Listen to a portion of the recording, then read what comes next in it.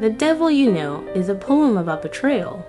It is about the most painful betrayal, the betrayal of a friend. The wounds of a betrayal by a friend are deep and painful, piercing every fabric of emotion and tearing all good memories shared. We make hurtful opinions to total strangers. We lie for someone that we consider close to us.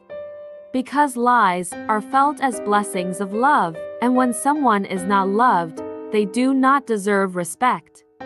We don't see their pain, their heartache, the chaos inside their head, yet we are free to write endings about their failures.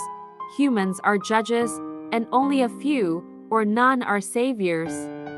Lucky are you, the misunderstood who dodged the noose, and not the victim, but the last person to receive the news, because if you fail to defend yourself, they will pen tales about your end.